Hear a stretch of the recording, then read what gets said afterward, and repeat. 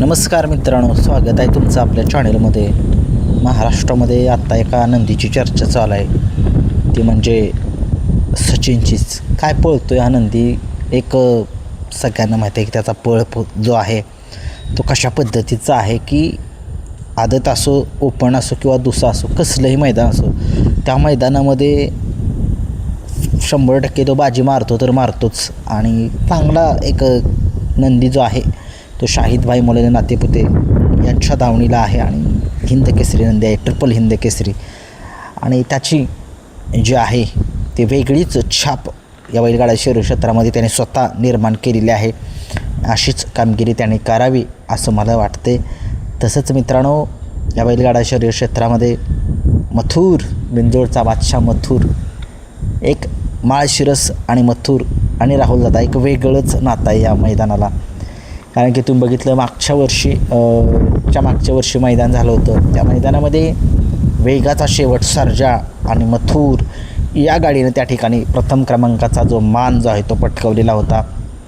विठ्ठलनाना त्या गाडीवरती बसलेले होते. काय एक खूप छान वाटतं ज्यावेळेस मथुर काय पळतो पब्लिक शिरत. आणि मथुर, बकासूर, जुनी नंदी, सुंदर असेल तात्यांचा, भारत असेल सप्तहिंद केसरी अप्पांचा, किरण अप्पांचा, 7 तारखेचा बलमा असेल, अनेक घरणिकीचा राजा असेल, अनेक खूप सारे नंदी ज्यावेळेस पळतात ना त्यावेळेस खरंच डोळं एक उत्सुकलेले असतात की बाबून ही बैलं पळत आहेत.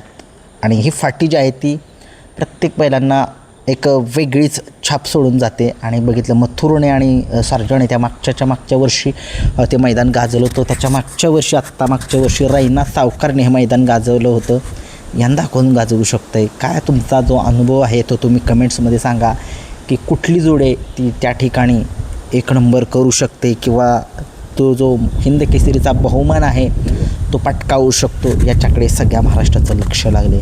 आणि तसेच मित्रांनो, या बैलगाडा शरीर क्षेत्रामध्ये शॉटगन मेहरबान काय पळतो हा नंदी, यालासुद्धा कमी समजू नका. हा सुद्धा सध्या महाराष्ट्रामध्ये एक टॉपचाच नंदी आहे. डबल हिंद केसरी झालेला आहे तो. कोरेगावच्या मैदानाचा आणि पेडगावच्या मैदानाचा एक हिंद केसरीचा बहुमान त्याने पटकवलेला आहे. आणि त्याला जर कमी लेखलं तर तो काय करू शकतो. आणि उंची लहान कीर्तिमान, त्याला उगीच म्हटलं नाही, शॉटगन मेहरबान असं नाव आहे त्याचं. आणि बघूया तो तशी कामगिरी करतोय का, त्याच्याकडे लक्ष लागले. आणि बघूया बकासूरकडे सगळ्यांचं लक्ष. बकासूरचा पहिराच काय समजेनं झालं आहे अजून तरी, काय खाणपून काय समजेनं झाले. माझी गॅरंटी आहे सर्जा दादाचा आहे बकासूरवर. आणि 100% नाही सांगू शकत, परंतु मला खात्री आहे की बकासूरवर तोच असू शकतो. शेवटी आता कळेलच की मैदानामध्ये समजेल. तसेच वेगाचा शेवट सर्जा, त्याचं एक आवडतं मैदान आहे. ती फाटी एक वेगळी आहे. आणि विठ्ठलनाना गाडीवरती बसावी, सर्जाच्या गाडीवरती विठ्ठलनाला बसावं सगळ्यांची इच्छा आहे. आणि खरंच एक नातं खूप वेगळं आहे बकासूरचं, विठ्ठलनानांचं, सर्जाचं. ज्या वेळेस ही मैदान होईल त्यावेळेस आता विठ्ठल केसरीला हे तिघंजण यायलाच पाहिजेत, का नाही यायला पाहिजेत. सगळ्या अखंड महाराष्ट्राची इच्छा आहे की तिघेजणं त्या मैदानामध्ये दिसावेत. आणि बकासूरच्या गाडीवरती, सर्जाच्या गाडीवरती विठ्ठलनाना असले की काय वेगळीच मजा येते, एक वेगळीच ऊर्जा संचारते अंगामध्ये. आणि लोकांच्या बघण्याला पण खूप एक्साइटमेंट असते की ही गाडी पळते, कशी गाडी पळेल, काय मजा येते.